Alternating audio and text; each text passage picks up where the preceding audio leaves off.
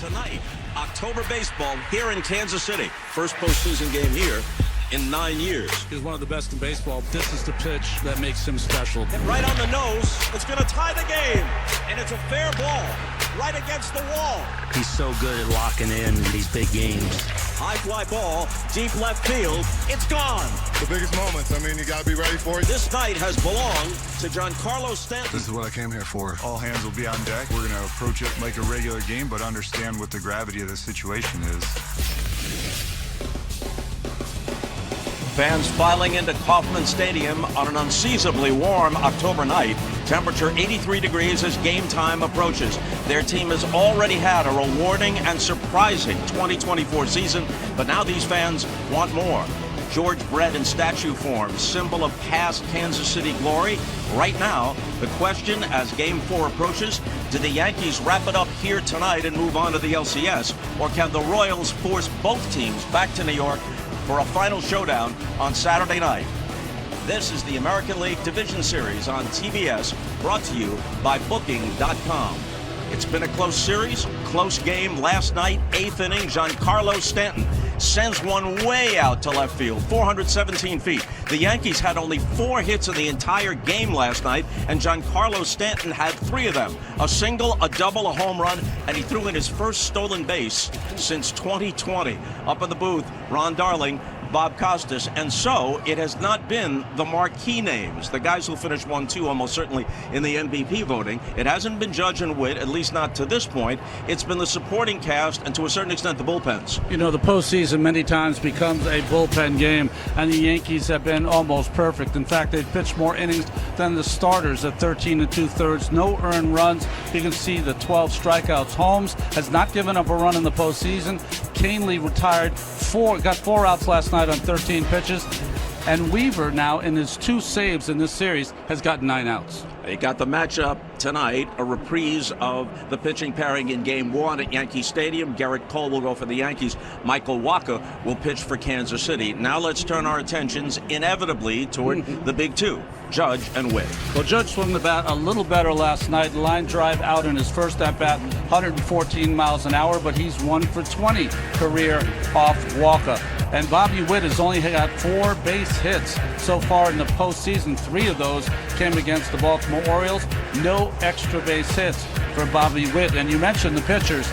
Michael Wacha, in his last 11 starts here at the K, he went 6-2 with a 2.32 ERA. He likes to pitch here. The Royals looking for a big start.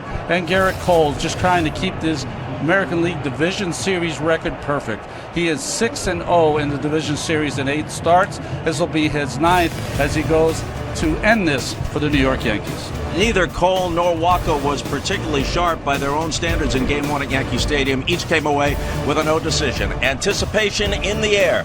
John Paul Morosi will join us when we come back. We'll have the starting lineups of the first pitch of Game 4 coming right up.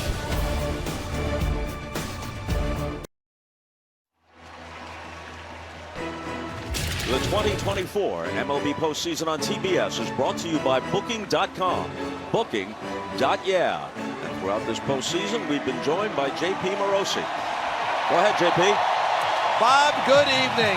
The Yankees can play for the American League Championship if they win tonight. This is precisely the kind of stage that Garrett Cole wanted when he signed here before the 2020 season.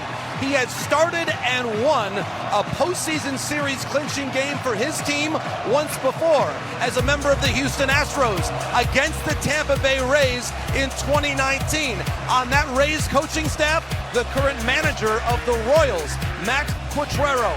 That night was Cole's postseason magnum opus. 8 innings, 10 strikeouts. Only 1 starting pitcher over 47 postseason games this year has gone 8 innings. That was Corbin Burns, and he did it against the Kansas City Royals. I know 2 broadcasters who are ready for 9 innings and maybe more. Bob Costas and Ron Darling. It's kind of in the contract. That's right. We can't go 5-6 innings and call it a quality start. Pretty much standard, except for at the bottom, they've switched around either Oswaldo Cabrera or John Berti at first base in the absence of Anthony Rizzo. Well, Aaron Boone has said that was the most difficult decision for him each and every day, the first baseman. Michael Walker on the mound. You can see his postseason career numbers. Outstanding season, 13 wins this year, 101 in his career, and he's got a 6-pitch mix that you'll see tonight.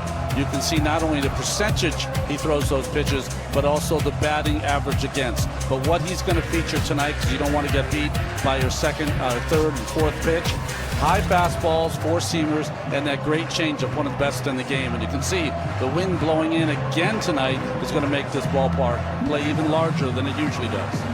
Much more spacious than Yankee Stadium, and now with the wind blowing in, it'll be even more difficult to clear the barriers.